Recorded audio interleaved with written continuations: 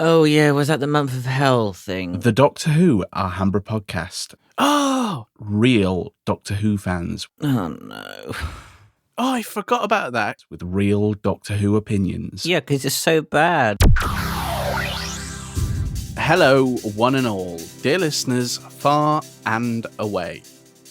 You are listening to the Doctor Who Alhambra Podcast, episode number 298. Slowly climbing up that hill to 300. We might get there by Halloween. My name is Legion, and I am very happy to be back after a couple of weeks away. Joining me is our chief mugwump and editor supremo, Brett. Hello. And our Exploding not chief duck. editor, exploding duck extraordinaire, Liam. Yo. Hello. Yo. Wagwan. Wagwan. I will say, as you did the introduction, I know what our episode 300 has to be. It is the Month from Hell episode. Yes, you know it. Oh, Yeah, but what a podcast to do it on. But isn't that going to just consist of just basically all the worst Big Finish releases like known to man? It's basically we seal Brett in a room for 48 hours with Live 34. oh, Cool. 34. oh. And My New Earth. soul just died a little. Oh, I hate Live 34 so bad. Oh, Live 34 and the space, the space prison. oh, the second Space Doctor Prison. story? That's not that bad. Yeah. I'm fine with that one. Oh, Really? that one. Yeah, that one's. I mean, it's okay. It's not great. It's not bad, but I mean, there's a couple of other. Your favorite lost story, I say that in quotation marks because I know that you like more of them. But Russell T Davies' lost story, yeah, that would be torture. I like the mind of the Hodiak. But then again, I have no leg to stand on because I love the Space Pirates and the Underwater Menace. Yeah, but how that ended was just utter Oh, garbage. It was a non sequitur. It was rubbish. But then so were the Space Pirates and so was the Underwater Menace. I can appreciate crap, but I can also enjoy it. I mean, yeah, Alright. but like, it's RTD. You would have thought he would have had a He was young. no excuse. I mean, it was imaginative. It wasn't good, but it was imaginative. So I'll give him that. Oh, it was. You know, it was very much a clear sign of Big Finish, not subscribers get more, but Big Finish will publish any old Anything. shit. Oh crap! You saying that if Chris Chibnall does download and subscribe to this podcast, he's just like, no. I have a gigantic computer of things I never got to as a teenager. Not to mention all the no. crap that I was going to do for my 5-year have- contract. That was only a 3-year, 5-year contract. I have 26 letters and uncomparable combinations of those letters. Get ready, boys and girls. Uh, All right. You well, think sticking 200 monkeys in a room with a typewriter, you'll get Shakespeare? yeah. Well, you'll just get shitty walls. lobotomize Shakespeare and you'll get one Chibnall. Oh, come on. You stick 200 monkeys in a room with typewriters, you'll get 199 stories better than Chris Chibnall, and Shakespeare will be the 200th. Yep. All Yep, right. you will. So with this episode, we are going to be going over the September 2023 reviews. We do have some news that I'd like to get to, and that'll be fun. Yeah. And then discuss a couple of things that pop up randomly. First, I do want to get to this because I first heard of this from the the season 2 Blu-ray, the Searching for David, the David Whittaker biography that was being worked on by Simon Guerriere, is set to publish on the 6th of November, 2023. So that is, to me, that's something kind of exciting because I really enjoyed that documentary that you shared about. I hope they do an audiobook version of that because it would be good to read that actually. Mm-hmm. Well, I mean, Guerriere, I can't say it any other way, but Simon Guerriere is chief archivist for Doctor Who now, I think. Oh, really? Is he? That's literally what he does from day to day. You know, if because I subscribe to Toby Haydock's podcast, if Toby Haydock needs information, he's like, if you want information, go to Simon Guerriere. Yeah, and you know if he's saying that, then well, yeah. Oh, see, Toby Haydock is the king of all fans, but he's the king of all fans, and he's the nice king of all fans. Yeah. And then you've got Ian Levine, who is a fan. You cannot deny that he's a fan.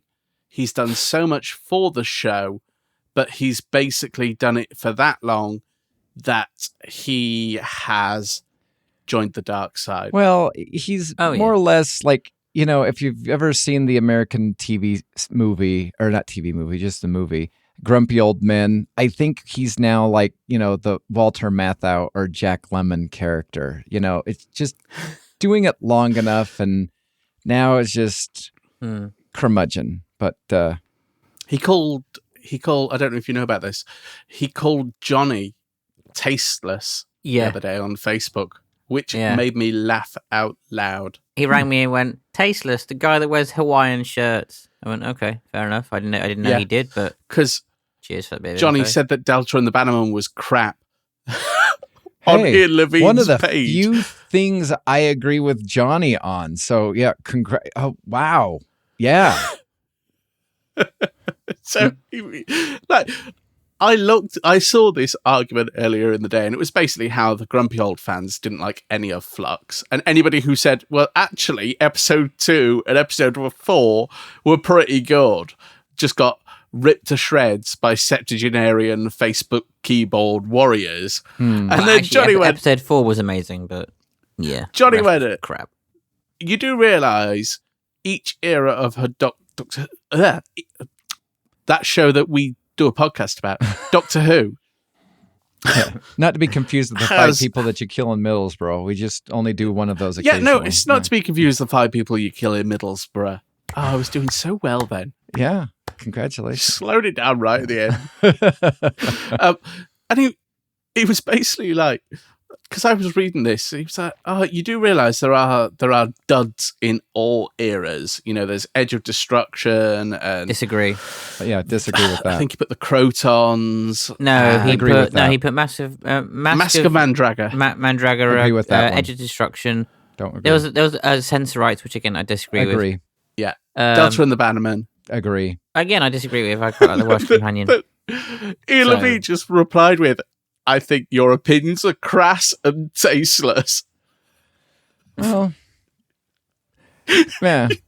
Like, However, here's what I will say. wow. I fully believe this. Like, you know, there's keyboard warriors, and those are the people that would not say those things to the people if they were standing in front of them. I fully believe Ian Levine would say that right to Johnny's face. So I will. Oh, he would. I will give him that, because there's, again, I think that's the worst part about keyboard warriors is they hide behind their keyboards, and, you know, they're either Pokemon icon that, you know, they don't dare show anybody what they actually look like. And then there is people who will call as they see it, and they're the same in person as they are in real life. So, yeah. Yep. That's very fair. Well, in other Doctor Who news, we have the release of Doctor Who Confidential under a brand new name entitled Doctor Who Unleashed, which, according to Chris Chibnall, nobody would like because everybody wants to be a surprise and nobody wants to know the behind-the-scenes crap because that is just useless information. So, I mean... Yeah. But then again, according to old Chibbers, nobody enjoys TV on Christmas anymore. No. Do you know, I was surprised to hear that Chibnall, Moffat, and Russell T Davies were in the same room together. And one of them came out alive. I was quite surprised that Russell T Davies and Moffat didn't rip Chibnall from limb to limb right there. But oh no, they probably never cease, just I guess. Destroyed his era, and then two people were walking out with smiles, and the other one was soul crushed, but then realized that he's painted Doctor Who in kind of a corner, and so he's just like, they'll always remember me. Do you know what? No. Do you know what, Brett? What? You'll get this. I hope you'll get this reference. One person will be walking out with a big smile on his face. Mm-hmm. One person will be walking out with an even bigger smile on his face and some action figures from character options now that the license has finally been renewed. Yeah. Finally been renewed. I wonder why. Think of the Five-ish Doctors. Because Doctor Who's selling it again. Gotcha. Yeah. Okay. Thank you. Thank you for spelling that out for me because I was going down the Spaceball era, but then that's, of course, what happened to the Five-ish Doctors, too. So, okay. All right. There we are. Thank you. And apparently they have that event, which they're going to be showing next month on the BBC. They have shown the themes for Ruby Sunday, the 15th Doctor, and also the theme for the 15th Doctor, isn't it, I believe? I don't want to cast aspersions on guessing what the theme tune will be, but I reckon it'll be a little bit like duddy-dum, duddy-dum, duddy-dum, dum-dee-dum. A little bit faster, maybe, but with a ooh-wee. At least somewhere. I'm sorry, but Chris Chibnall would totally disagree. Fans don't like references to old stuff. We need to be new. We need to be different. We need to forget all that stuff. No, according to Chibnall, we ought to have banging drum beats that are just dum dum dum dum dum dum dum dum dum dum. No, do you know what? I can't be offensive to Sagan Akimbola because the lad tried. Oh yeah, but you said, and I quote Liege, "Oh, I quite like the theme tune. It's grown on me." Yeah, I do quite like the 13th Doctor theme tune. I know I do. I was just causing drama there, Liam. Goodness sake. Oh, stop it. I know. I do like the 13th Doctor's theme tune. I don't think it fits with the 13th Doctor's character, but I do like it. Yeah, but let's face it, the 13th Doctor doesn't fit with the 13th Doctor's character. No. So what are you talking about? Really hard, all the murder? Tune. What? It's the sort of theme tune that you expect it to basically be high concept, like it's quite thuddy and dumpy. Is that a technical term, Liege? Yeah. You expect to have quite an action-packed show, not 50 minutes of exposition and then the Doctor trying to basically call one of her companions an idiot because he's worried about getting cancer again. Yeah. Not that I'm bitter. No. I mean, let's face it, Jodie Whittaker or the 13th Doctor couldn't work her way out of a wet paper bag, let alone anything else. I mean, I've just realised we are those keyboard warriors. We're just not using keyboards. No. Well, we are, but we're justified. Oh, and I accept all criticism, positive and negative, which you can email the show at alhambraaudio@gmail.com. You can tweet the show at Alhambra Podcast. The DMs are open. I accept all of it because I stand by what I say. Indeed. We might join Mastodon one of these days if Liam likes to take that job on. I am on Mastodon. I'm on Mastodon too. Well then. I use Mastodon more than Facebook. There you go then. Mainly because nobody knows me on there. Exactly. Don't laughy face emoji, anybody. Oh no! Don't do that, Brett. No, don't do that at all. Because you might cause waves. My favorite Brett. thing, don't cause my drama. favorite thing that happened was when Legion shared with the group the screenshots regarding all of the posts that were taken down from the dying hour. And because the only thing that was left, and I love that you gave me some screenshots, because the only thing that was left was the admin's polite warning. And then Legion comes on and says, where did all the comments go on this? And that got taken down. He got replied, says all the comments removed were off topic from the post, and the relevant members directed to the right post to comment. So what happened to me? I just did a laughy face emoji. Yeah. You're basically like, anybody else does this? Brett, you were so far off the mark. You got kicked out through utter disgust. That's what it was. They were just like, how dare he laughy face this? Well, he won't even confront us to our face so we can kick him off. I know. I mean, all I saw was 5 thumbs up, and I'm just like, I just find this, polite threat funny. And so I just laughed at it. And that was my reward, is... Happy face. I love the fact that I am the last one left on that group. I know. I thought I was going to be the last one left alive. I really did. I know. Especially because, Liam's posted quite incendiary stuff on there in the past. I've posted quite incendiary stuff. Yeah, but that's what I don't. But that's what I don't understand. I don't understand that though. You've not posted basically bugger all, Brett, on the group. He literally posted one thing. You posted one thing. That was the laughing face emoji, and we don't like this guy, and we don't like the cut of his jib. He's gone.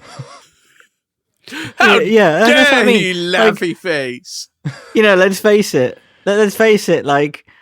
I've put, kicked a few hornets nest in my time, and then you just post a happy face. Get out. He smiled at me. We don't want you round here. We don't like your kind. What the hell? No, but I mean, seriously, what is going on with the group though? Because it's just used to insane. Be great. We used to call the Big Finish audio group the Wild West, because any old shit would get it's through. now just completely they're the better flipped. one. They have progressively become the better group because interesting discussions happen.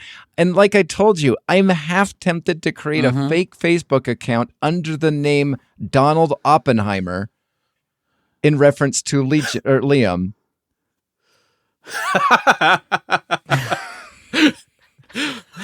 Why Oppenheimer? Think about it. Because the atomic quack. Donald Oppenheimer. Okay. Right, okay. Fair enough. Oh my god. That's what you need to change his Twitter to, atomic quack. That might remove me from some list or something like that. There you go, Brett. There's your next clothing range. Yeah. Quack Atomic. No, you don't put quack first. It's atomic quack. Big stylized A in the shape of a bill, but do it with the radiation symbol inside it. With a mushroom cloud over it. I like that. Do you know what I was trying to get AI to do was create a Donald Duck figure holding a bomb. And all it would do is just morph the head into a weird circular shape, but it was not doing a bomb. And I'm like, oh, come on, man. That's all I want is a Donald Duck creature with a bomb right by. That's all I wanted. But whatever. Just out of curiosity, because we'll get to some other things, but I do want to provide a quick update on the review for the Doomsday box sets and the entire event as a whole. So from the previous podcast, if you ever go to Big Finish, they will always have the about, backstage, cast, production notes, and then awards or notification or whatever reviews. And Doomsday Dying Hour has none of that. The timescales only one person has reviewed any of the Dying Hour box set. The one person gave the first story an 8, the second story a 7, the third story an 8, and the fourth story a 7. When I go to Twitter, one person who does follow us, I don't know if he listens to the podcast, really enjoys it. And you know what? If you enjoy it, I'm really glad that you enjoy it. But scrolling through it, this was my favorite tweet from somebody, and it got a couple of bits of reaction. It says, you've got to love how Doomsday is finally over and no one cares enough to know whether she died or not.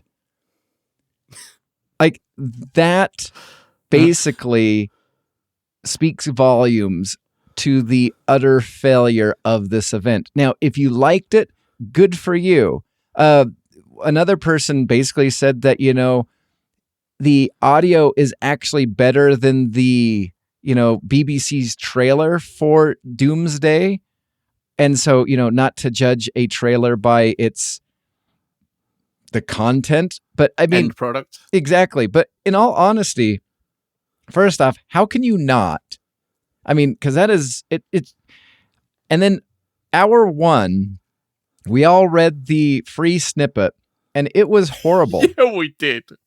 And so the free snippet was bad. The trailer was bad. So there's really nothing.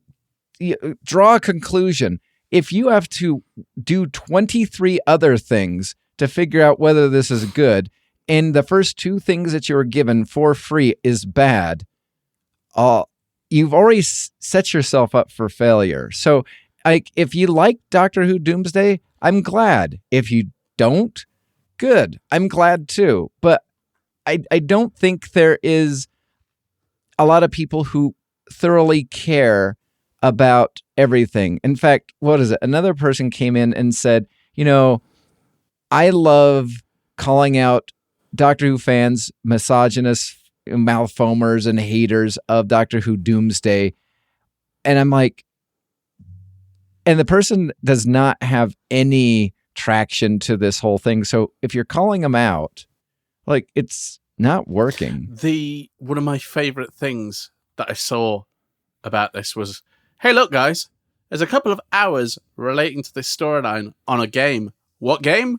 I don't know. I only heard of it just about 3 seconds ago. Apparently, it's massive. You're like, wow. That's... Oh, dear. I mean, and, the other, besides Suze Kempner, who was only getting a paycheck, you have Lizzie Hopley and Robert Valentine, who were at least 2 of the writers that did something for this. It's not their fault, but they're getting trashed because the whole event was garbage. Here's my question, Liam. So the 8th Doctor has morals. Yeah. How dead, on a scale of 1 to dead, would Doom be if she asked help from the 13th Doctor?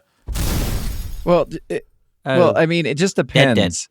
Like, is the 13th Doctor trying to get away? Like, are we in an impossible situation, and the only way that the 13th Doctor can get away, who is accordingly the Timeless Child, immortal, and it's okay if something happens because she'll regenerate, and Doom will be like, no, Doctor, let me do this for you. We all know the word that she would be saying, and that word would be bye. I mean, that's the thing. If that was the 13th Doctor, the 13th Doctor wouldn't even acknowledge her. She would just do the blank heart, just the. Oh, are you going to say goodbye, Doctor? Stands there, turns around, walks into the TARDIS. She wouldn't even acknowledge her. They wouldn't even have to get her in to do the scene. She would just walk off. You would just hear footsteps.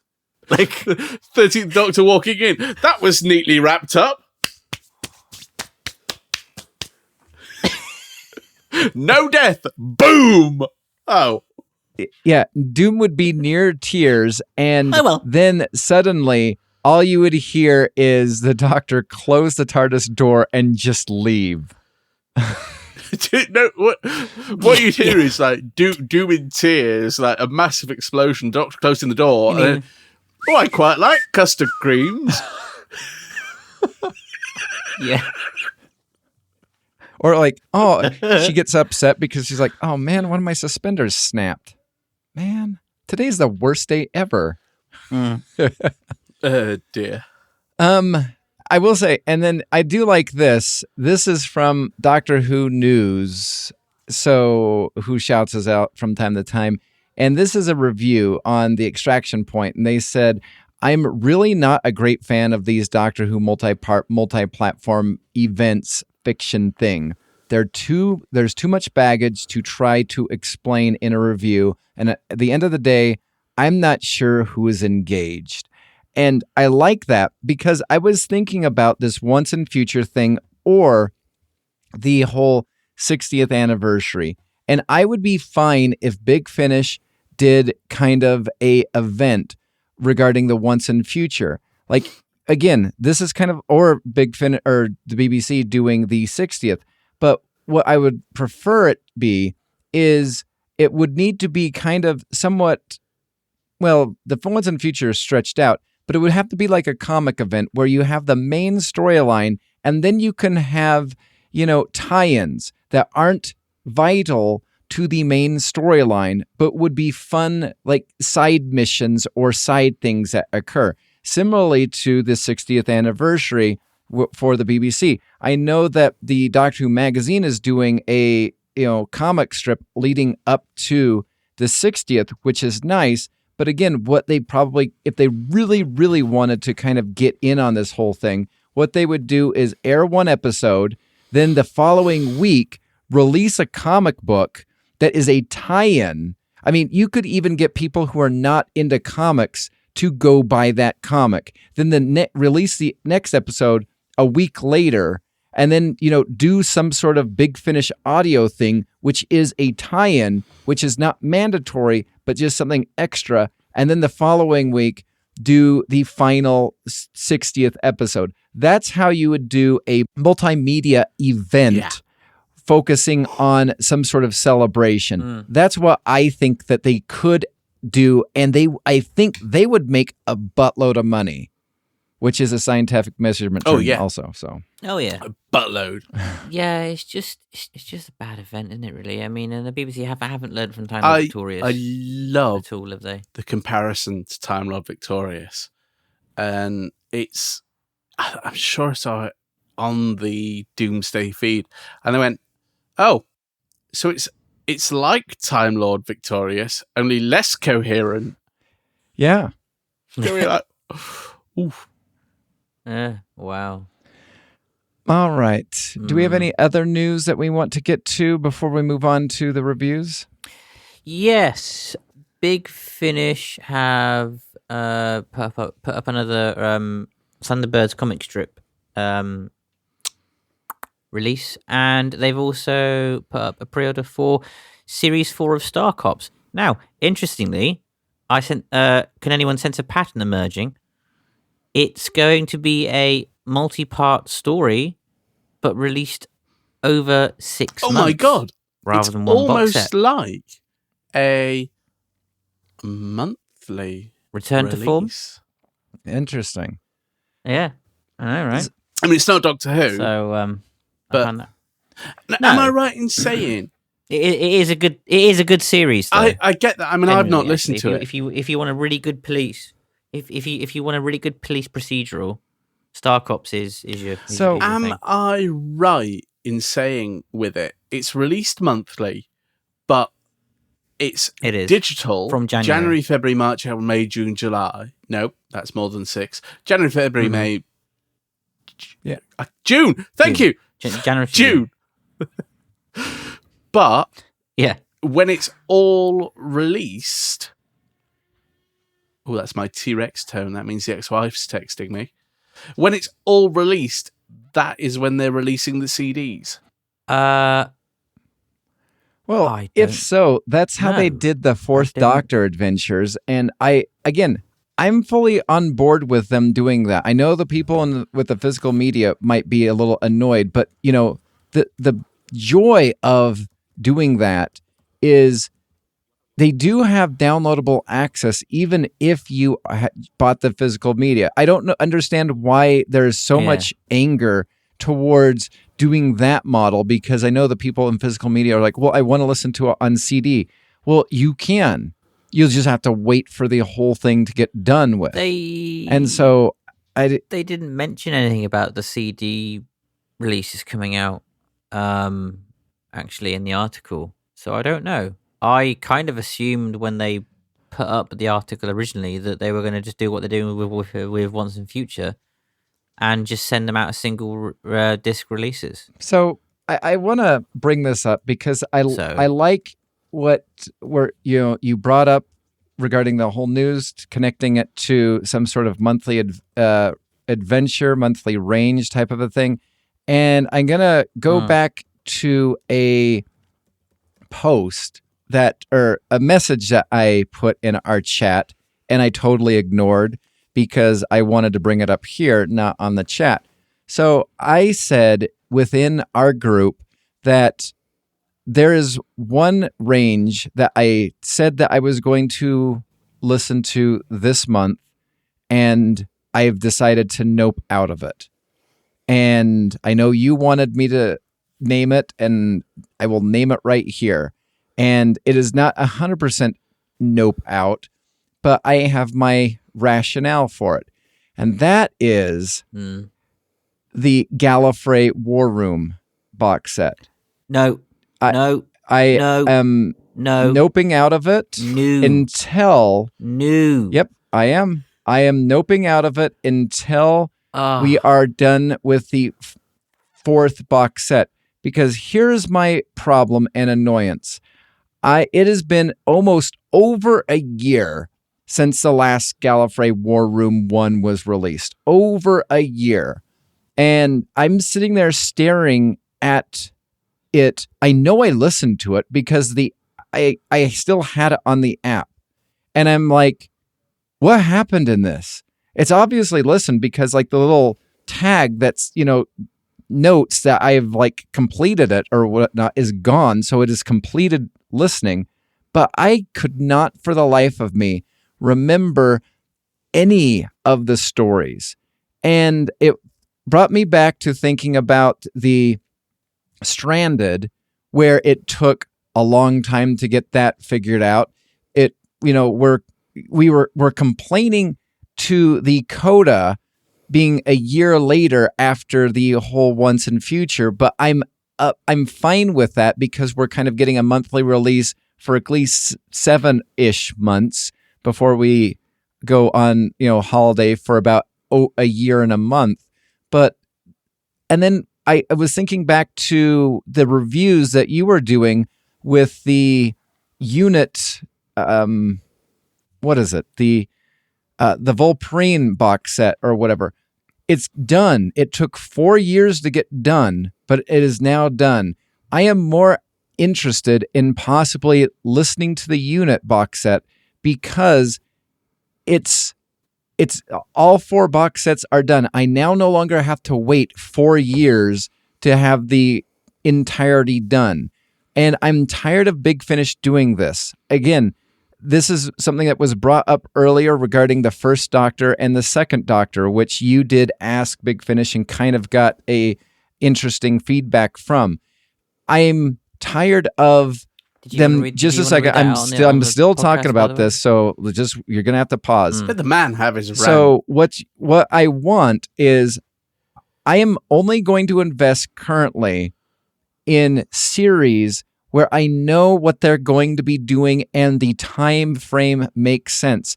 If you really want me to invest in Gallifrey War Room, you give me, it's 4 episodes in a box set. Give me one release each month for a while, maybe take a 4-month pause and then bring it back. But if you're going to drag this out for over 4 years, I'm sorry. I will meet back up to you. I'm not going to give you another dime on this box set until the 4th box set comes out. Then I will pick up the entirety of the bundle. Well, I mean, the 3 left, but I will pick up the entirety of the bundle when the 4th one drops, because I'm tired of having to scratch my head and try to recall every single thing that I've been listening to, because I heard you guys do it with Stranded, and Stranded was not as, far apart as compared to Gallifrey War Room and the Unit Volprine and a couple of the other things. I'm tired of it.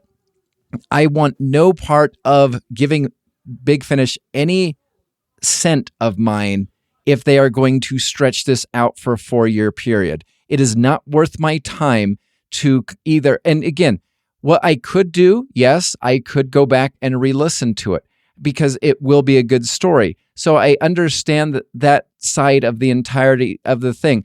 But you know what? I would be more inclined if they were to release it in 6-month time periods, similarly to what they do with the 3rd Doctor, not the 4th Doctor, the 5th Doctor, the 6th Doctor, and the 7th Doctor. I more would be in on it because it would be done in a period of 2 years with 2 releases per year rather than 1 release per year, with the possibility of the box set being pushed back, because I believe they already kind of pushed it back at one point in time already. So I don't know. They did. There's my rant. Granted, to be fair, I think when the pre-order went up for War Room, it didn't say when the releases were going to be, though. Yeah, it did. I could be wrong on that. Did it? Yeah.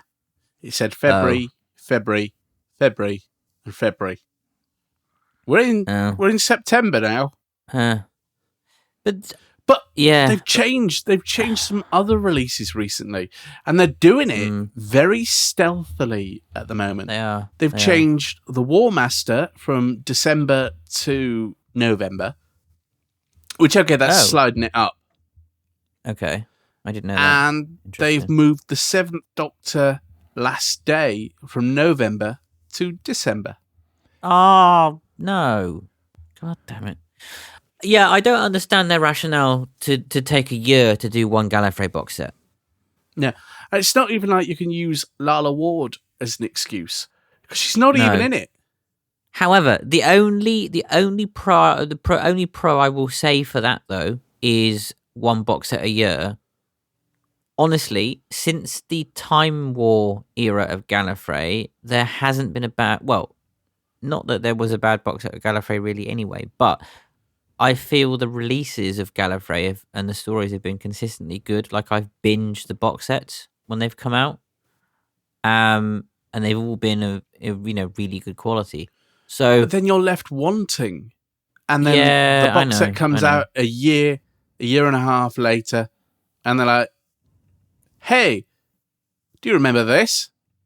No, but that's the thing. But what do you want? Do you want? And I get it.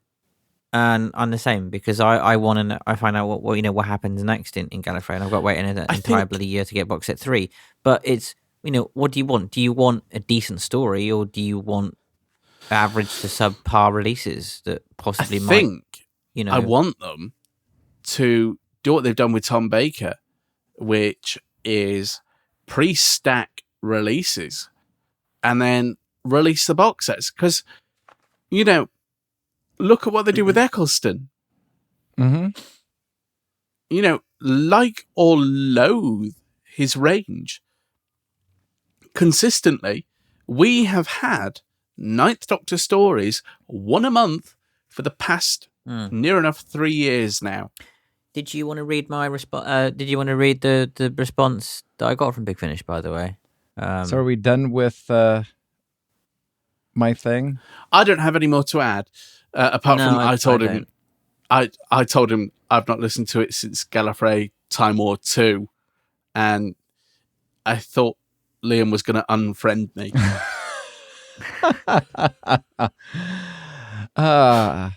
I just said, honestly, if you want a decent, if you want a decent bunch of box sets and stories, go and listen to Gallifrey. You practically went to me, Legion, I'm not angry. I am, however, incredibly disappointed. Well, yeah. because I can safely say that I think Gallifrey, along with Jago and Lightfoot, is probably their best range, or one of their best ranges now, easily. Yes. I mean, you can tell because of the amount of box sets that they've put out for it. I mean, what we're on series 14 of Gallifrey now, Mm-hmm. and there's going to be 16 at the end of War Room. So, I mean, Jago and Lightfoot should have ended when Lightfoot died. Yep, totally agree with that. it did pretty much. Nah. It did, but then we got season 14, which Yeah, but that would have been like if unfortunately it would. I get that, you I know. do. But I think the format was a bit of an oddity. Yeah. yeah, but I mean, I'm glad that we got it because it was glad to see what would have happened. But they'd wrapped up the story. Yeah. I mean, it wasn't a good story, but it was a story. No, it wasn't. But it was a story, and it was fitting for, Trevor Baxter's memory. Mm-hmm. It was, but I mean, it still wraps it up because you get series 14 and then you get Forever, so it still wraps it up. Mm. I agree to disagree. But here is Liam's response from Big Finish, and I can't really recall. I believe you had a litany of comments, not only regarding did you get the £10 off for getting the 2024 pre-order bundle, but also some of the concerns regarding the ranges. So it is, hello, Liam. Thank you for taking the time to write into with your various concerns and questions. Apologies for the delay in responding. I'm afraid the inquiries box can't answer most of them. Your email has been forwarded to the appropriate people who I'm sure will take your concerns seriously. You may want to write to the podcast@bigfinish.com, or to Vortex, feedback@bigfinish.com, as they are sometimes response to questions and concerns such as yours regarding future plans, why there are only 2 box sets per year for the first and second Doctors, what the customer response has been regarding the box set model and the quality thereof, and marketing strategies. But of course, we can't answer the majority of fan queries regarding future plans until those plans are officially announced. In regards whether you are one of the winners of the voucher offered to the first 100 pre-order purchases of 2024's Classic Doctors bundle, I'm sorry to say that you weren't. But by the way, an apology for taking so long to respond to your email, I'd like to offer you a free download of your choice, one that you don't already own, to offer you a free download of your choice as long as it's priced at £7.99 or less. Please write back to let us know what title you'd like, and I'll add it to your account. Best regards. I mean, that was a very nice email. By the way, by the way, I kind of want to go on a bit of a rant here. I do not believe that when they've announced that early bird offer, that 100 people jumped on in the first 5 minutes of that offer being put up, and it all being taken. You know what? I 100% agree with you. Like, I do. Like so I really do think my purchase slipped through the net, and they literally they came back round to it and went, Oh my God. oh shit, Hang on. oh hang shit. on. Are you ready for this incendiary thing? Mm-hmm. Yeah. Oh, fuck it. No, because the admins can see that. Hi, guys. Just wondering if anybody has heard back after ordering the 2024 box set, ? My main question, really, is, did anybody get the £10 voucher? ? I, myself, ordered within the first 5 minutes, and alas, I did not win. Full stop. Oh. I'll let you know how that goes. All right. You know what? Yeah. Regardless of you poking the bear, it's probably still better than just laughy face emoji to the admin. So, Yeah. Hey, guys. I might be joining you in the wilderness soon. all right. So, is there anything else that cold out here. we want to get to before we get to the reviews? Yes. No, I don't. Is it? Obviously, unfortunately, Michael Gambon passed away, didn't he? Very recently. Yeah. He did. Yeah. Sad. Good old Kazran. Kazran Sardik. Yep. Kazran Sar. Which is the best We- second Christmas episode of all of Doctor Who. We are actually, there's one thing from me. We are getting now I noped out of the War Master box sets. Mm-hmm. Like, I completely... Oh, and yeah. and I think I've been drawn back in. Because of Billis Manger and... Billis Manger. Now, I think we could have a follow-on from last month's Torchwood release, which ends on a cliffhanger. What do you mean? Which Torchwood release? The one with Billis Manger in it? Or Sigil. It'd be kind of interesting because I looked at because when I saw the cover art review, I almost put something in the chat, but I realized that Liam would probably correct me, and so I just decided to just not put it in there. So, but I looked at the information, and this was recorded on the 4th of October in 2021 and the 28th of January 2022.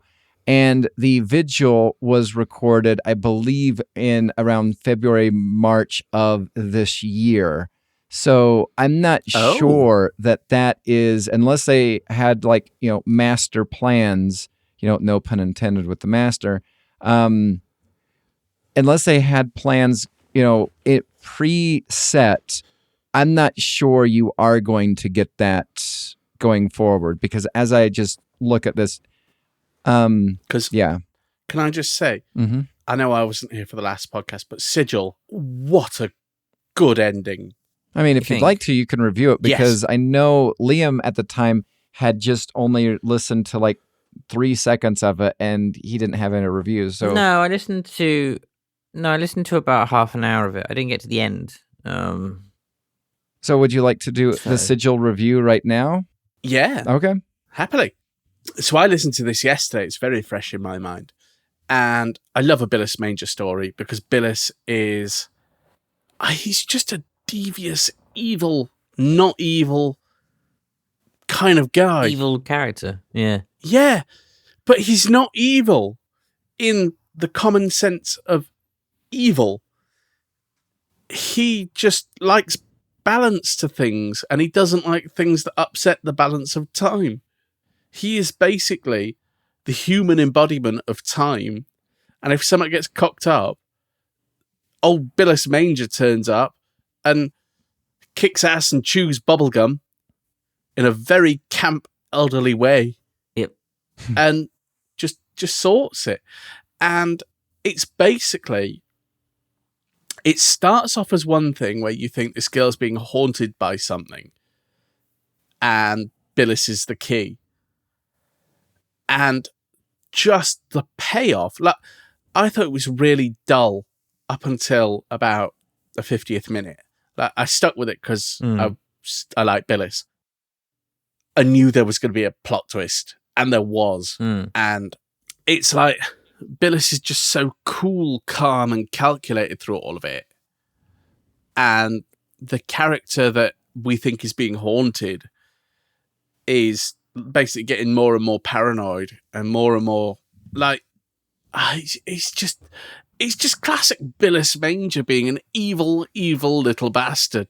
Because it turns out this person that's pretending to be haunted is trying to get him to a certain location so that they can seal him up forevermore. And basically use these sigils to lock him in and basically stop him from being meddling? Evil and Billis. Yes, stop him from meddling. But the problem is the sigil that this person's got to seal Billis in is in a tattoo. And Billis knows this and basically goes, what you can do now is leave and you'll be fine. And do you know what? Yes, I'll leave. I'll carry on. That's fine. I won't cross your path. I will leave you to do your own thing. Don't pursue me. Or you are more than happy to stay here with me. Seal me in. Go for it. And she was like, oh yeah. And so this character's like, oh yeah, I'm gonna blah, blah, blah, blah. These are my reasons. Blah, blah, blah. I'm gonna leave now. And Billis is like, you know, when I told you could leave, you could leave. Now you can't leave because your sigil to seal me in here is in that tattoo. and that tattoo is fused to this location. So if you move, you'll die. However, you'll die anyway. So, let's just talk for the next however long you're alive. And it just ends with him being sealed in a burial mound, basically. And he's just like, oh, okay, it's fine. But it ends with him being sealed in and him being just not bothered by being sealed in, sealed up alive. Apparently, it is a cliffhanger, isn't it? It does end on a cliffhanger. So we don't. It's a the full ending cliffhanger. Is ambiguous, so we don't know what happens. It's literally a case of, okay, you've sealed me in, but what now? What now? Yeah, but Billis is just so not plussed by it, whereas he's like, oh yeah, you've sealed me in, I'm sealed in, all jolly good, but you're sealed in here with me. You're like, wow. Murray Melvin is just such a creepy guy. He is, but I mean, a good actor though, obviously. Yeah, I would have loved to have seen Billis go up against Norton. Yes. Well, I never think that know, would have been the only person.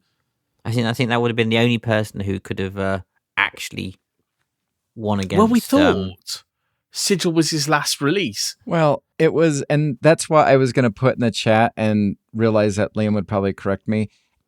It was the last recorded release. So this one, this War Master was recorded before. So that's why they made such a big deal about it. I thought, yeah. I thought it was the other way around. I thought the War Master one was the last one, but we may get more. You never know. Mm-hmm. I hope so. I hope there's more in the can with him, because they're not stereotypical Torchwood releases. They've got a bit more oomph to them, and it's just an interesting character. I mean, because we still don't know what he is. He's just some weird, timeless alien, timeless thing. Hang on. Let's have a look. Sorry. Hornet's Nest. Sorry, somebody just asking my credibility, basically going, oh, how do you know you didn't win? You've just not heard anything. No. I sent an email. No, because I mean, talking of Murray Melvin and Billis, I still say his best release is probably Dead Plates. Dead Plates is great. It's amazing, isn't it? It's a really good release. Yeah. So what would you rate the Sigil? 8.5 out of 10. I always normally rate the Billis stories quite high up. Apart from the one on the train, I think I didn't rate that very well. See, I like that one. I picked that one up on the Murray Melvin, sale, celebrating his life. When I also decided to almost pre-order the Seventh Doctor Last Days until they decided to try to do something sneaky, which I still haven't picked that up. I'll get around to it eventually, but I'm not happy. For me, what I heard of Sigil, I thought it was a shame because it was just for me quite average. But it is up until the last 10 minutes. It's very average. The 10 minutes at the end just make it up. Yeah, elevate it. Yeah. Yeah. All right. Oh, okay. So I guess with that, we will just transition to the September 2023 releases from Big Finish. And so we are going to pause the Luther Arkwright because I went to go listen to it on the app. I've owned the CD forever. And because I was going to listen to the first one first and then this one second. And I realized I did not have it because even though I have owned it and I still have a receipt through Big Finish, they did not give me a downloadable listen. So I picked it up for about $3 so I could listen to it on the app because I picked up basically with the Companion Chronicle specials that they're doing for this week. I picked up all of the Companion Chronicles that I did not care to own at full price now. So I will be listening to that at one point in time. But that time is not today. I don't think any of you did the Torchwood dog hop. Is that correct? Nope. No. All right.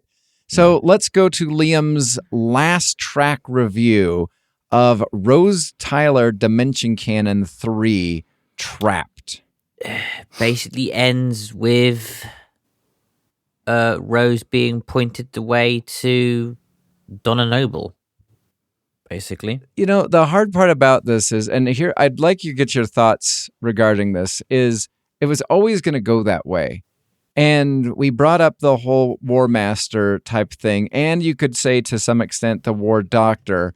Like, we need to stop doing, like, if we're going to fill in some holes regarding the show from TV, I feel as though there needs to be something more. Just not to have an adventure to get the Billy Piper fans to give Big Finish their, whatever, £19.99 or whatever it is. I don't know. Am I wrong to say that or what? No, you're not wrong at all. No, you're not wrong at no. all. I was going to make a terrible, terrible Billy Piper joke then, and I've stopped myself because nobody will get it. What was that? Oh, if I must. So the only reason that Billy Piper fans give Big Finish their money is because they want to. Oh, God's sake, that was terrible. Now I'll explain that for Brett. Okay. Billy Piper, before she was an actress, was a teen pop star, and her most famous single is called "Because You Want To." Oh. Okay. And also, was it "Honey to the Bee"? Was Honey that to the other the one? Bee. Yeah. man. God. Oh, Showing your age now, mate. Yeah, probably. All right. Oh well. So with that punny moment, let's Thank you. go I'm here all to week. I'm going to start off with the Fifth Doctor Adventures in the Night. There are two stories in this. One is The Pursuit of the Nightjar by Tim Foley, which is a 4-part episode, and Resistor by Sarah Grachala, whatever it is. Grahala. And that is a 2-part story. I like her. Now, Pursuit of the Nightjar, I really found captivating because not only is it you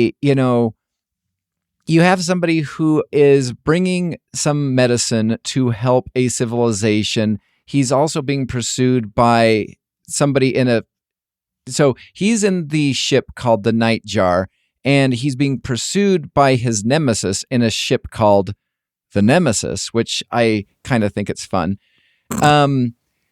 You have this situation where he's going to, because the ships are of almost exact same make and model, like she can't catch up with him. She can only hope that his ship will break down, and maybe like every so often as she fires a missile that he will not pay attention and be able to be destroyed. He hacks her system and he starts having conversations with her. And so he is being the person who's pursuing him, he is establishing a relationship with, even though it's only audio. Neither one knows what the other looks like, but they almost have a, you know what, if it wasn't for this, we would be friends type of a situation, which I really kind of find interesting. The other thing that I really enjoyed is, according to this story, the captain of the Nightjar, Nightjar, Captain Gobin, was the William Hartnell Doctor's first hero that he heard about upon leaving Gallifrey. And he'd always wanted to meet Captain Gobin because of this mercy mission that, was successful. And what is going on is this is almost a fixed point in time and this is why I like it. This is almost a fixed point in time to the Doctor. Captain Gobin has to get the medicine to this planet to survive, to help the people survive this plague. You also have a situation that is setting up Nyssa possibly leaving in Terminus, where this guy, Captain Gobin, leaves everything behind to take this medicine from one place to another, not knowing if he will survive, and he risks it all.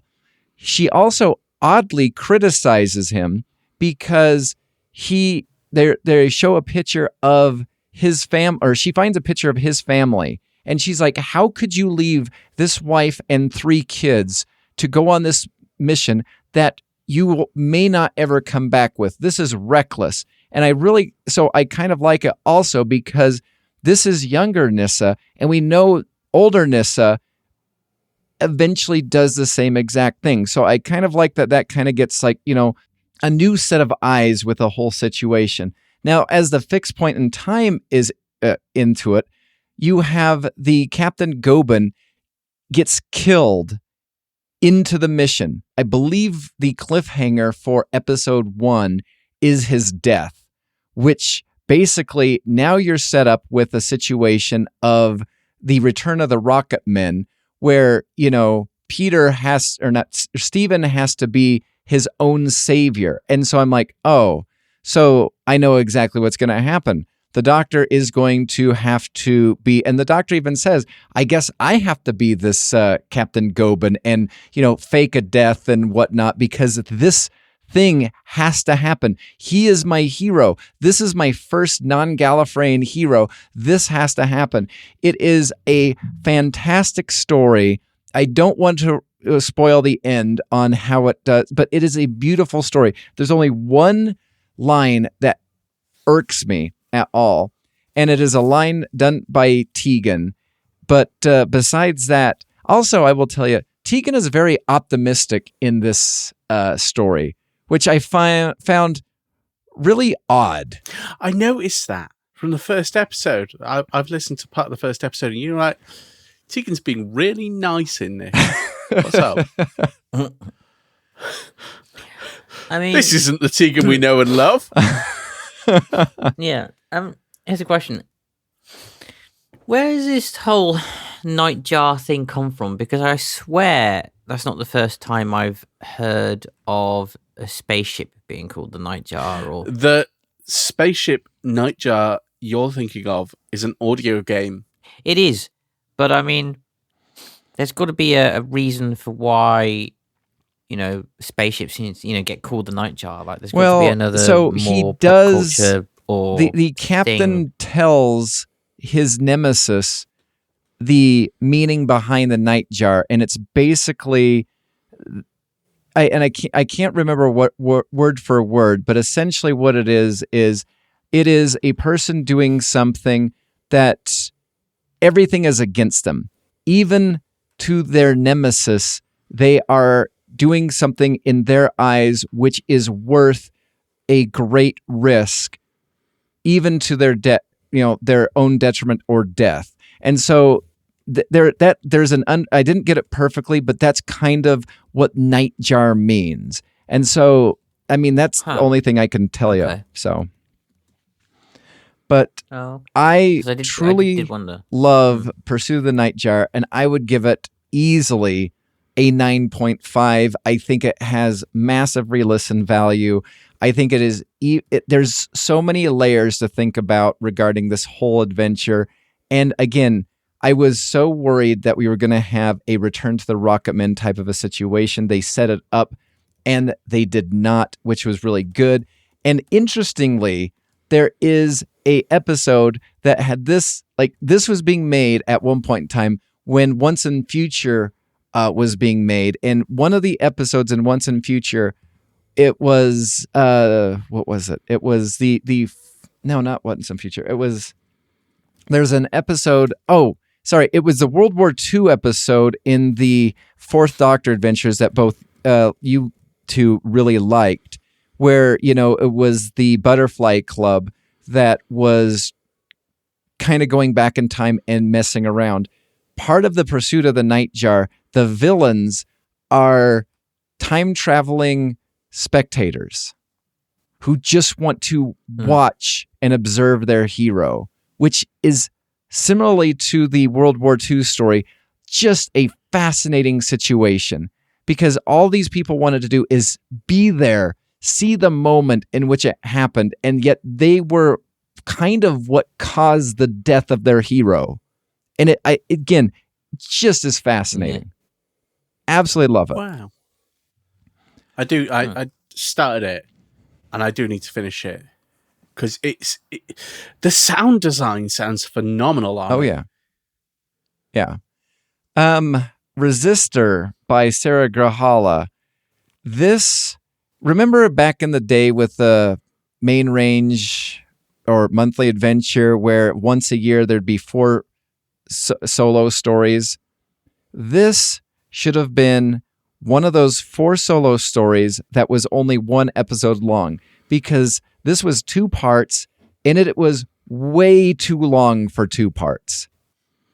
The synopsis is Warsaw, 1982, plot twist. People in history did not think the way that modern people do. And so, of course, there is some tragedy, kind of love story type of situation that is going on. But it just is so... It's funny. They have the soundscape, the incidental music is very fast-paced. It is the slowest fast-paced action-y movie type thing that I've heard in quite some time. It's 2 parts. It should have been 1 part. Even at 1 part, I don't think it's a good episode. I was listening to the commentary on it. Sarah Grahala really likes the idea or whatever. Good for her. I find it probably about a 5. I just didn't like it. So, and yeah, that's my review of the 5th Doctor in the Night. Moving from that, we will go to the one that we've all listened to, the Doctor Who Once and Future, the Martian Invasion of Planetoid 50. The Martian Invasion of Planetoid 50. Once and Future 5. Indeed. This was fun. Yeah.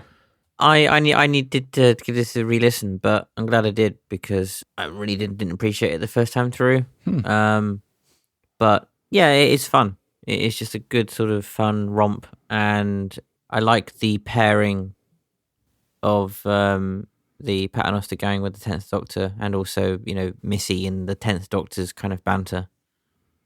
So I love the fact that we finally get some information on the degeneration weapon, even though it's not that much. Episode 5 to get to. 5? Yeah, 5. Ugh. But yeah.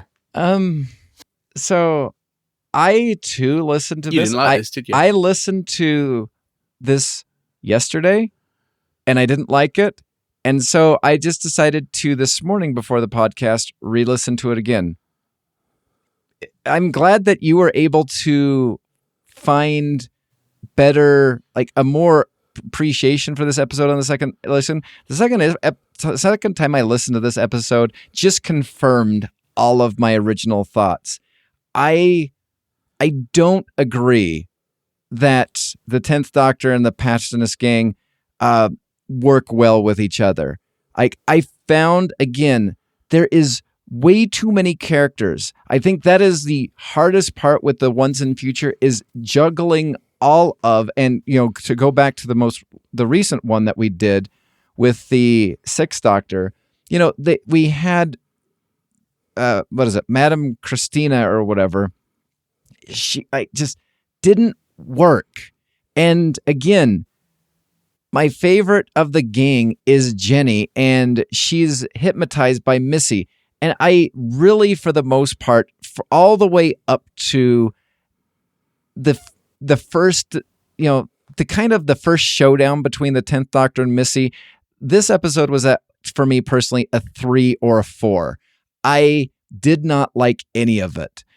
And then we get to the first showdown, and I didn't like the pairing of Missy and the 10th Doctor. It wasn't until the second showdown where it wasn't the pairing, but it just almost became the Missy show.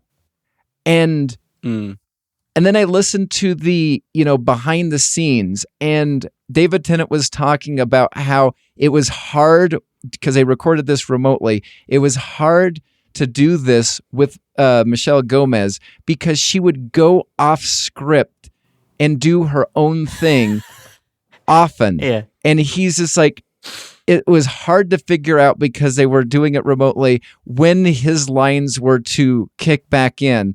And I just feel as though that she actually, in the new series of Doctor Who, has actually the best grasp of the Master because of her ability to go off script and kind of create it as her own. And I don't want to criticize Sims or Dewan, but I feel as though Sims Master was just, when we first meet him, just psychotically weird. Same with the Dewan Master. And maybe we could say the similar thing with Missy. Maybe it's Big Finish that has actually improved their characters, because the Sims Master, when we did the whole Masterful box set, that was fantastic.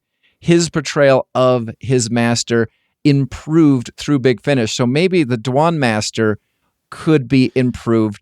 But besides that, I feel as though there's 2 lines that I found really funny. First off, Strax not liking square buildings. I just thought they're untrustworthy. That was funny. And then the other one was when they were trying to get all the miniaturized Martians, and Strax gets all 3 of them. It's all right. I have a bucket. And then they tell him, why would you have a bucket? Well, and why? Then they tell him that he, he's counted to 3 10 times, and he goes, yep, that's right, 3. And so I thought that was funny regarding the whole, well, he only has 3 fingers, so he can only count up to 3, but he counted up to 3 10 different times, so all of the Martians are accountable. Yeah. That was funny. And then Missy was just around when she was showing down with the 10th Doctor, just on form. Like, she is fantastic. This, though, I did not like. I would have to give this a 5.5. And I re-listened to it because I wanted to find out if it legitimately was, because I listened to it right after I listened to The Resistance, and I hated that story. And I was worried that, that had like hampered my enjoyment of this one. No, I just don't think that's that good of a story. But you guys can discuss and wax poetic about the Martian invasion of Planetoid 50. I have a very interesting I think it's interesting. You might not. You might think it's rubbish. But I have an interesting comment to make about Dewan in relation to the comment that you made. Have you got the Season 8 collection box set? Let's see. Yes. Yes, I do. Wait. Do I have that one? That is I have all of them that... Yes, I do. Yes. John Pertwee Series 2. Yes. Okay. Yeah. Watch the behind the sofas on that. Okay. What, with him and Anjali? With Sacha Dhawan and Anjali Mohindra. Because his comments are very, very telling. He's like there, and he's like... They are. He's like, Delgado's such a good master. I wanted to do that. They wouldn't let me. Ooh. I wanted to do that. Yeah. They wouldn't let me. Yeah. I managed to do that. They edited it out. Oh. Yeah. That was brilliant. It's like, wow. He's like, oh, he's so good. He just stands there. He's so still, isn't he? He's got so much gravitas. Yeah. I tried that. They wouldn't let me do it. But I think it's is it the demons? Yeah, it's the demons. And he's going on about the Master, and he's like, "Oh yeah, Delgado's great. Delgado's doing this. You know, this is my Master. I love him. I think he's brilliant. I'm so proud that I got to be the Master. Blah blah blah blah blah blah blah blah blah blah blah blah." And then Angie Mahindra just goes, "Sasha, you're such a geek." Yeah. Yeah. You know, you're like, you would only get that from a couple doing this. You would. And it's like, yep, you can tell they're a couple. Like, Yeah. it's clear that they're a couple. All right. So do you guys want to wax poetic about Planetoid 50? Yes. So I really enjoyed this. I really enjoyed this purely because of Missy. Michelle Gomez is amazing.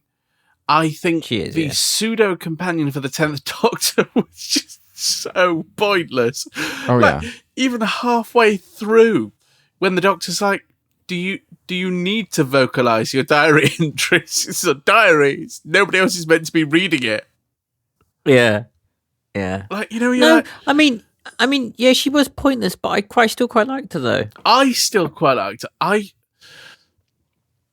think this was written primarily as a comedy. And Was she I a real think- person? no, I think she was, wasn't she? No. Wasn't she? Oh. no, Okay. she's just a randomer. Oh. She was basically to take the role of the main character of the Martian invasion of Earth. Oh. Mm. Oh, yeah. Yeah. Oh, okay. That War of the makes- Worlds. Yeah. Oh, okay. Yeah. You know, it was a complete I love the fact that War of the Worlds satire. And I love the fact There's- that Tennant goes off and goes, no, she's gone. I don't think she's cut out for this. Like, yeah. Yeah. like at the end But of the there's- story. There's a bit partway through that genuinely, it's from Missy. It's from Missy stealing the show, Mhm. quite frankly. And Yeah.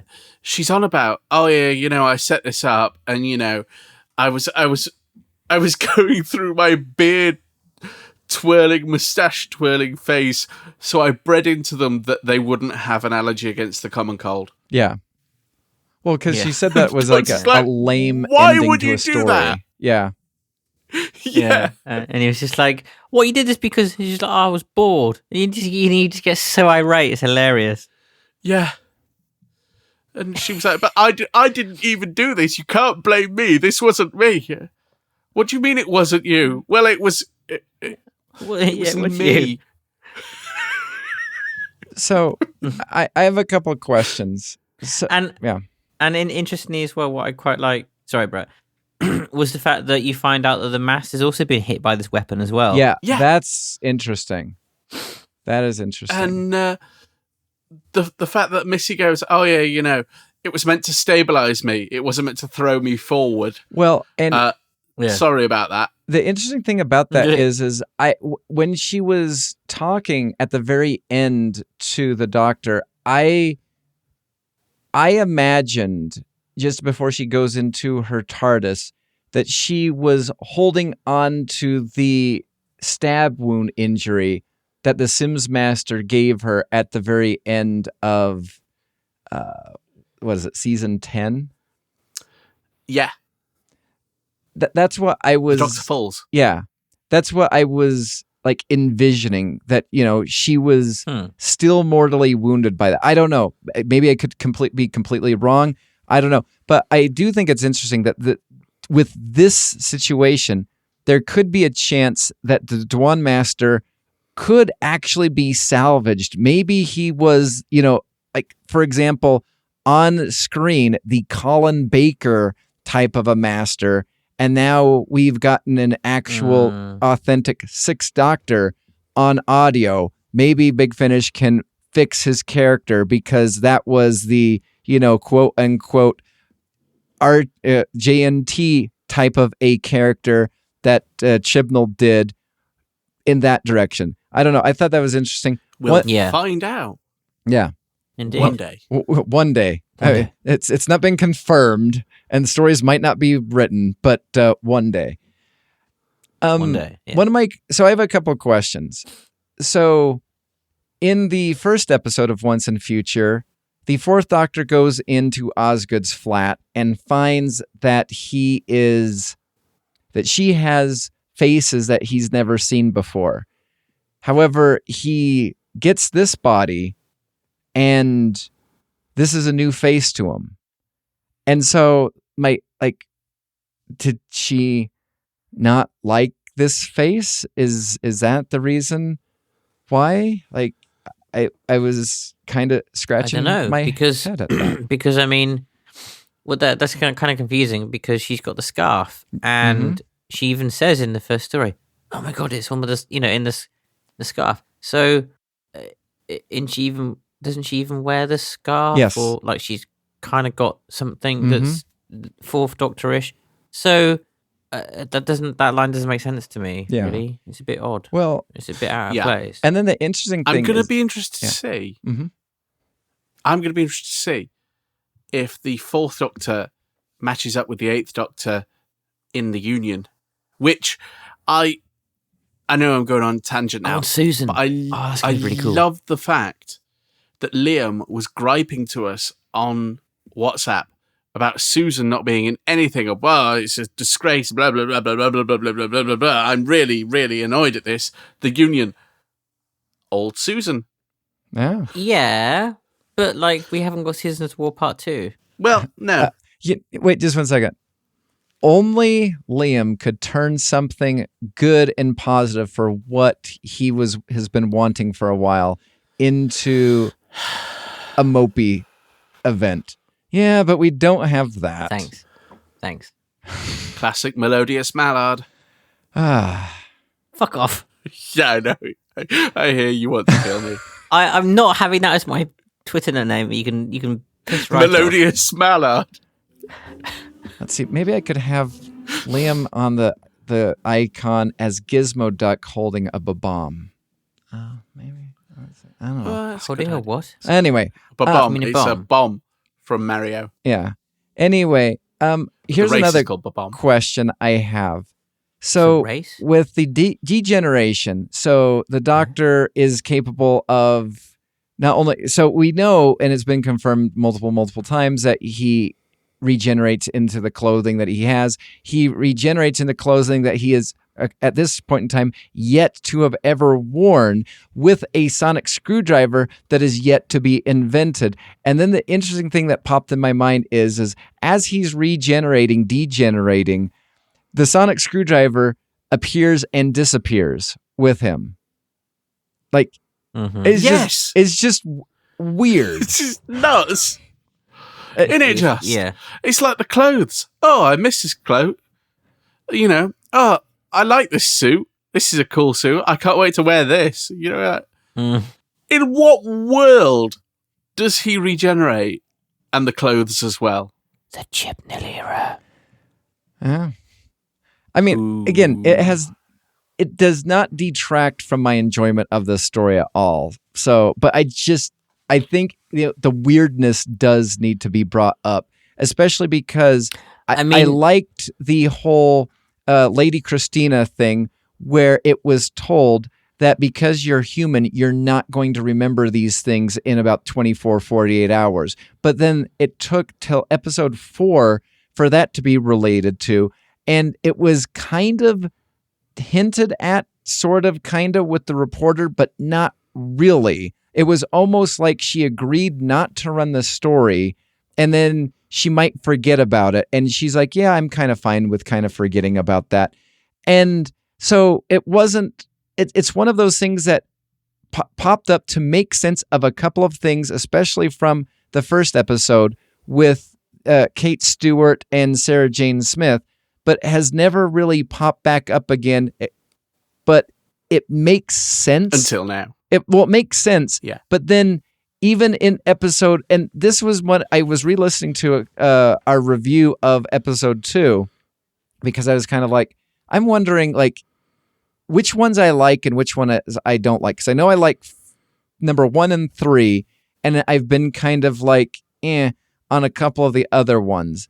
And so as I was listening back to it, I remember listening to one of my gripes about the whole thing was, and it's interesting because here's Liam's gripe for episode 2 was he did not want run round, do this, And the only episode that you can kind of see that's not really happened was the Seventh Doctor one.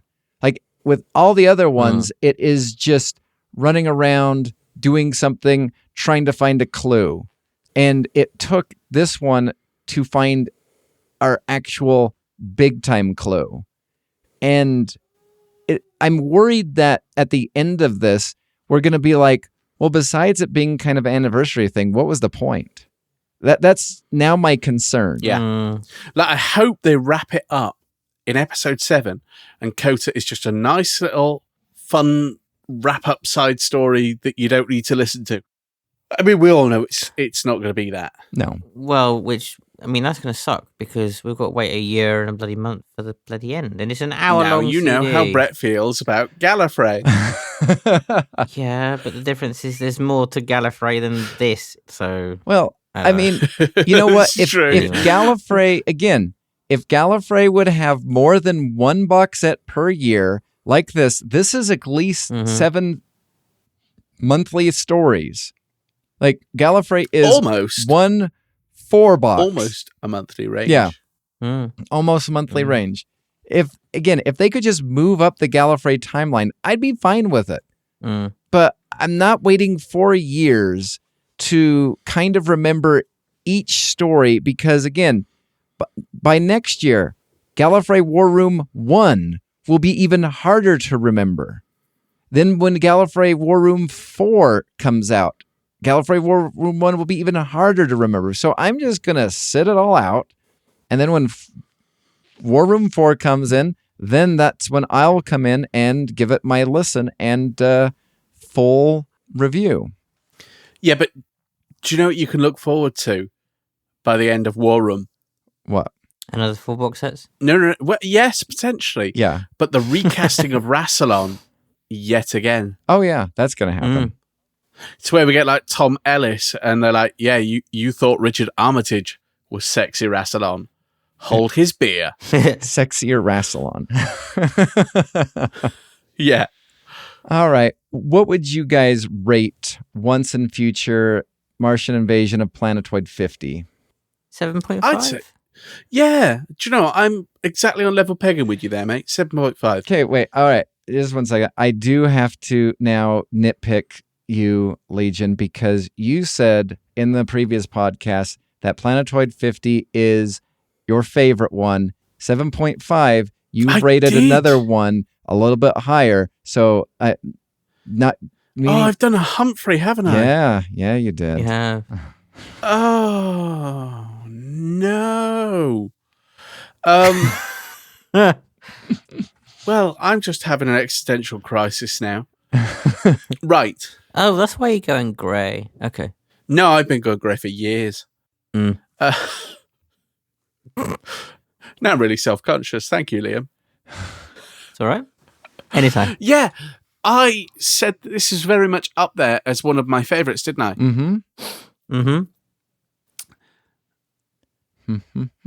Oh. So now you either need to re-rate one of your previous ones or increase this from a 7.5 to something higher. Yeah, I'm gonna have to increase this one. I think it's gonna have to be a 9. All right. Okay. All right. I called you out to the carpet. You came out. You did. You took your lashings. I did. And, I came out and you shat on the smiled carpet. and- I did. Thank you. I can't... All right. So War Room. God's sake, Liam. Yeah.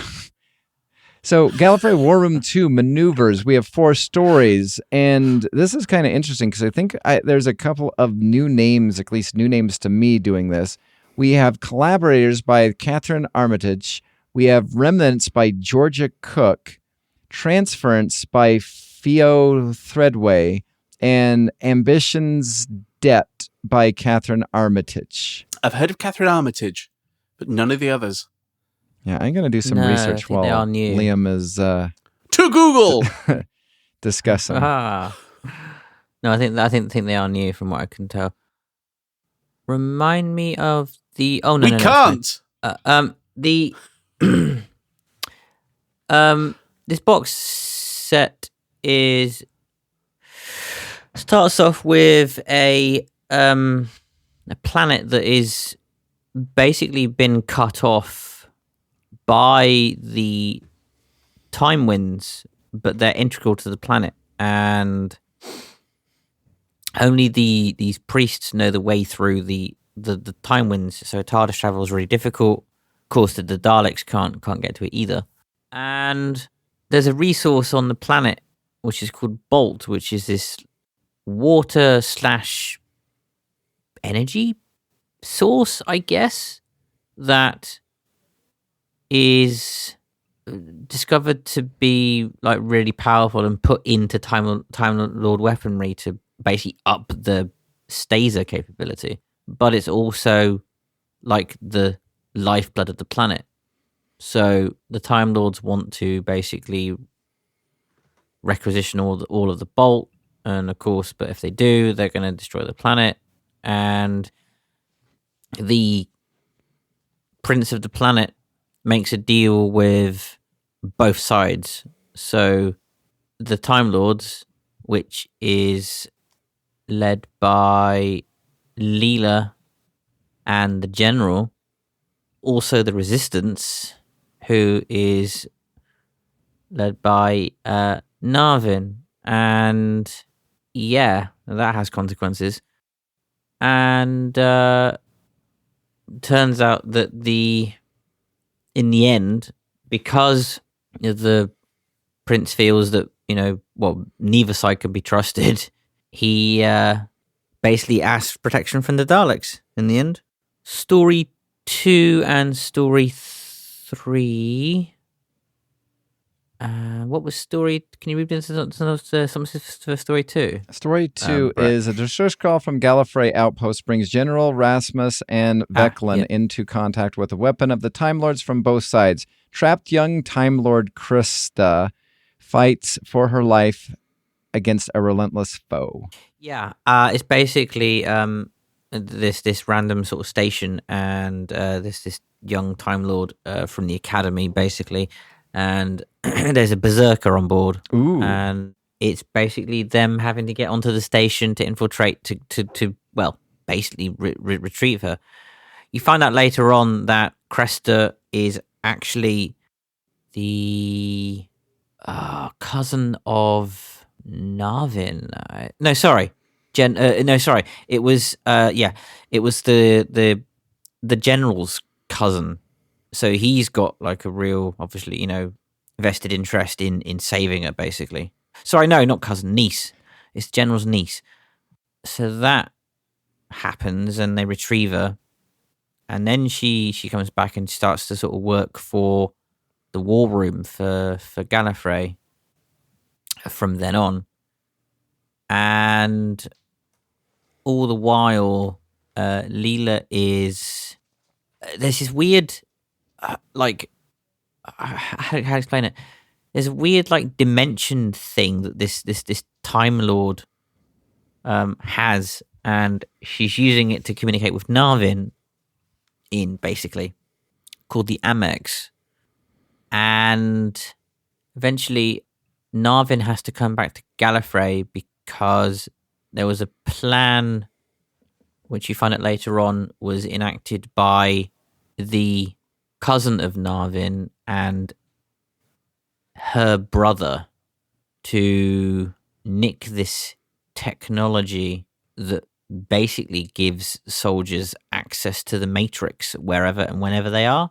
So that means that they're able to upload, so when they die, they're able to upload their memories, and those memories then get re-downloaded to other soldiers. So basically they just gain more and more experience and more knowledge and better skills as basically that they continue fighting. But of course, other people, i.e. Alystra, who's a complete bitch in this box set, has a vested interest to use as well. It then turns out that the planet in the first episode that they tried to save goes missing, and we find out how Berserker Daleks are made, and it's pretty horrific. Turns out Berserker Daleks are not pure Daleks. The Daleks are basically taking other species, humans included, experimenting on them, and basically by injecting them with this fuel, so this burning fuel, which then slowly turns them from the inside out into like these berserker Daleks, basically. Well, at least half of So that it's was discussed with pretty the War Doctor stories. So part of that is it was, but you see it in more detail. in this. Gotcha. And it's horrific. And yeah, but by box set's end, Lystra has pretty much one-upped everybody and has both Leela and the General and Rasmus over a barrel, basically. And basically says, you'll work for me, or else, pretty much. Yeah, again, very sort of political. A lot of like backstabbing going on, but also with a healthy dose of action in there too. So, and there's a bit where I think it was Lystra anyway. She basically wipes out a whole load of Time Lords, like thousands, and just doesn't care. And she's like, "Look, their casualties, sacrifices need to be made." And it's But then saying nuts. that, when you say things like that, the Jacqueline Pierce incarnation of Lystra was the same. I need to listen to this because obviously we've no longer got the Jackie Pierce Lystra, where we went from she was Carolyn Pickles to Jackie Pierce to Carolyn Pickles. yeah. And She was, but Karen Pickles seems to be a lot more manipulative. Like just like Jacqueline Pierce's incarnation seemed to be. She was a kind of What's the a word? Vaughn. I found Jacqueline Pierce's kind of a Vaughn where she was manipulative, Like but she's charming, as but long she's, as you can do what I want you to, you have use. You have use to me. But this Well, let's new be perfectly Lystra, honest. she is cold and calculating and does not care. no. let's no, be honest, that's the difference. Jacqueline Pierce's Lystra is basically the writers going, how do we get Servalan into Doctor Who? Exactly, yeah, pretty much. But it works. It works, and that's the thing. Like even in the end, the General, because interestingly with Lystra, like the Karen Pickles, they pull because they talk about this in this box set. She is obviously an earlier incarnation, right? And I can't remember how they get round that and how they what they say happens to the later incarnation of her, i.e. the Jackie Pierce one, because obviously she passed away. But I can't remember how they get around that in universe, or if that's even been discussed actually. But the General, because he's so pissed off with her from her actions, he's like, "You're not even a person. You're just a ghost, in skin." Like, and it's just a really interesting concept. That they've basically pulled a memory, and they've just made this memory manifest, and that's what's leading. That's what's leading the war room and influencing Rassilon at this point. Now, I've just had an excellent idea Okay. because I reckon we'll get another version of Lystra at some point. And do you know how they can one this up now? How? They get a new incarnation of Lystra played by Juliet Landau. I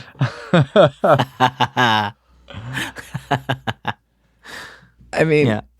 I don't know.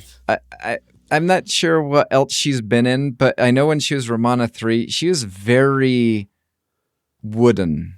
She was. And I don't know if that was just her take on Romana or Big Finish's direction, but when she got replaced, and I remember the fallout that happened on the listeners group and whatnot, it didn't, if she was treated horribly, that is one thing, but her departure didn't affect me whatsoever. No. Like her leaving the role was basically because Lala Ward didn't like the fact that her role had been recast. Yeah. Yeah, which I think is unfair. But they literally all went, but you left. And she went, yeah, but only temporarily. And they were like, that's not what you told us. You left. Yeah. We need the story to continue. So, we'll recast again, and we'll basically make it so that she never happened, but she got treated like crap. She did, yeah, which is not great. All the promotional pictures, from what I understand, she paid for. Oh, wow. Really? Yeah, I didn't know that. Yeah, like the robe she's wearing, all of that is Juliet Landau. But she's an American actress to begin with. Yeah. So what they ought to do is, this is just me, fan casting, is get her back as Alystra using her original accent. Sure. Because she started out in Buffy, I think, if I remember correctly. No, she was using an American accent in her Romana take. No, she wasn't. Wasn't she? Oh. No. Okay. Huh. She was a Brett doing a me.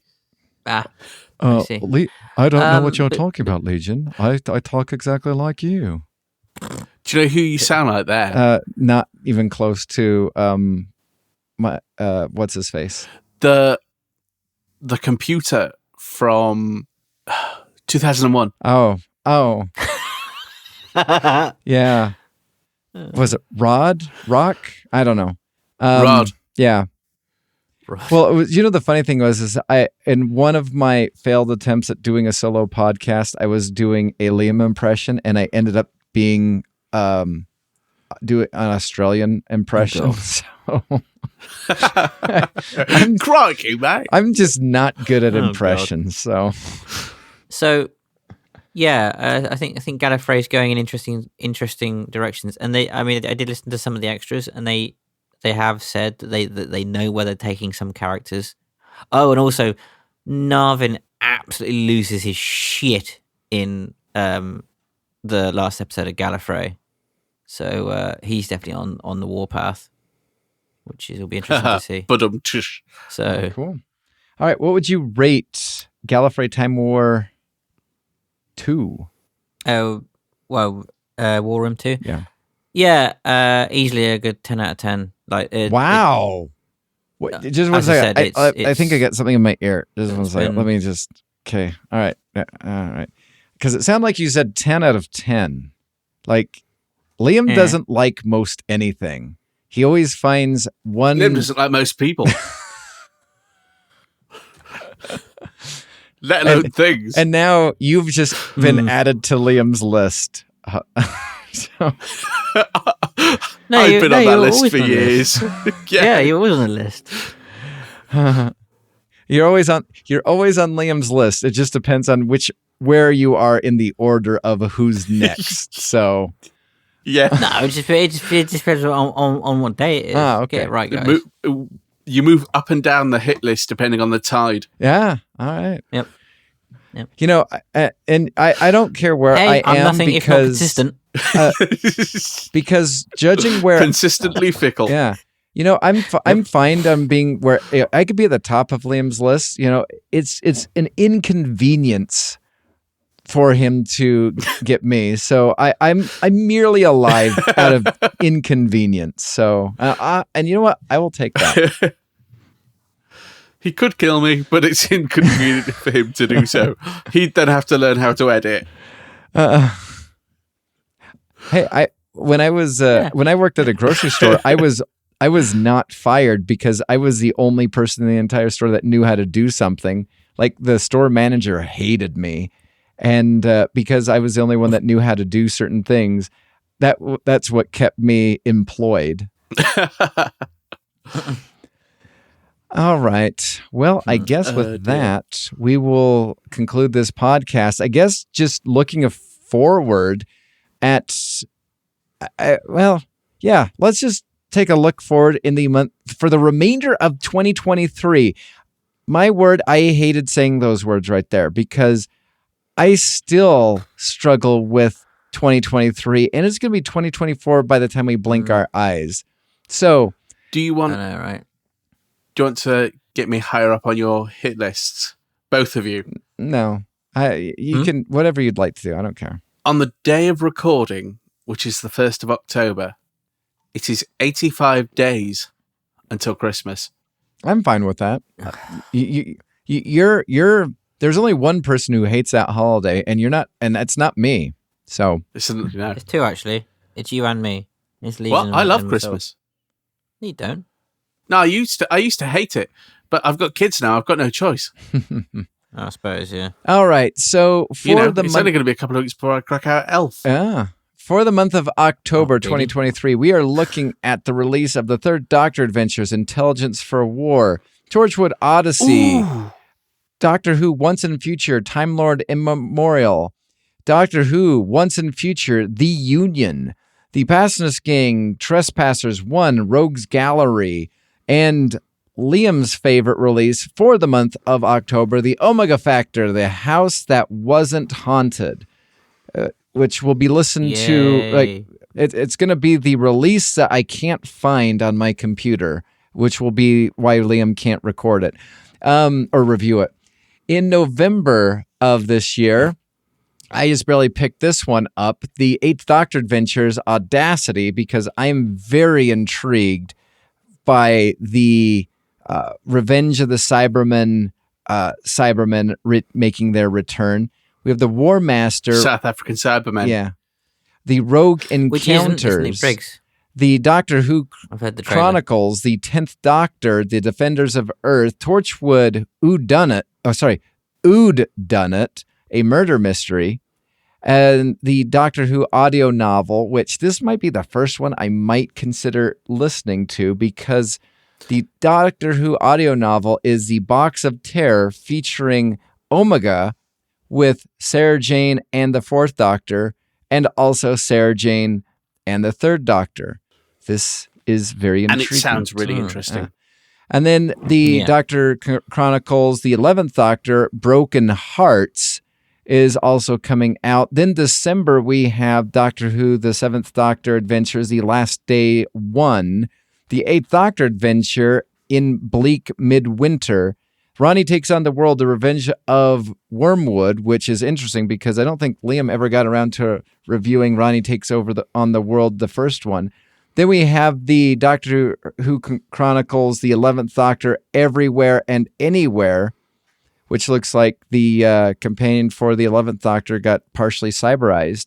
Torchwood Oracle, No. according to the cover art, that's what it looks like. Yeah, she's part Cyberman. She's a cyborg anyway. Okay.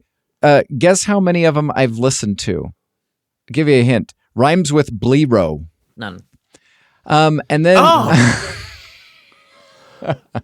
I love Blero. and Yeah, great then bloke. the War Doctor begins Enemy Mine. So what, if Slash any, ends. are the things that you are interested in listening to? Most of that, actually. The Ood trilogy for me. The 7th Doctor. I don't know about the 8th Doctor. I think about 8th Doctor Burnout. The 8th Doctor, I think, is going to be apparently linked. That Audacity is going to be linked into the Time War cast box set. Oh, interesting. Yes, it's meant to be. Person in that story. It's another one played I've by the same listened to character. because I've got 8th Doctor Burnout. The Doctor Chronicles, the 11th Doctor. I am fully on board for that. They have been... The only way that they could be better is if Jake Dugman was Matt Smith. Yeah. All he has to do is just change his name, and then he can be Matt Smith. That's Yeah. true. Is That's true. Is Jake Bugman Jake Duggan's cousin? Yeah. Yeah, his evil twin, but he's lazy, so he's only changed the surname. By one letter. Yeah, All right. Well, I guess with that, we have a good end of the year set of We do. stories, plus 3 60th new series episodes. And yeah, I think And a Christmas special. I think things are looking forward. I mean, I just barely realized I need to start creating the end of year best of Doctor Who Alhambra podcast. It's an annual thing now. I know. This is what? This is year 5 of it? Yeah, I think so. God. Yeah, there's one year that if we've been doing this for like 5 years now, it's crazy. Well, the annual best of Brett's been doing. Yeah, I can't believe we're almost near 300. You know, it's just I know, it's mad. I know. We will be at 300 by Halloween. One of these days, in fact, one of these days might be over like my Christmas vacation. I might be dropping a podcast one day every day for a week, just for the fun of it. I don't know what that's going to look like, but it hit me. I'm like, that might be fun. In fact, one of the other things that hit me regarding for the future of the podcast is maybe we might want to revisit or review the series 1 of the Bernice Summerfield, because like that is original Big Finish stuff right there. And I think, I don't know. Oh my God. Brett, I've got something I can send you for that. Okay. I have got some sound bites of classic cassettes being played, rewinded, stopped, fast forwarded. Yes, drop me that, please. Yes. Yeah. All right. Why? Eh? Well, why? because it's awesome. Because I can. Yeah. Yeah, it really is. I've got 8-track or I've got mini cassette. Mini cassette. All right. Well, I guess with that, we will conclude this episode of the Dr. Alhambra podcast. Thanks again for downloading and listening. We do appreciate it. And any last parting words? Yes, Legion is a sad, sad person. Yeah, I am, but I don't care. You have been listening to the Doctor Who Alhambra podcast. Doctor Who is owned and trademarked by the BBC. Doctor Who Alhambra is not affiliated with the BBC or Big Finish. No infringement is intended.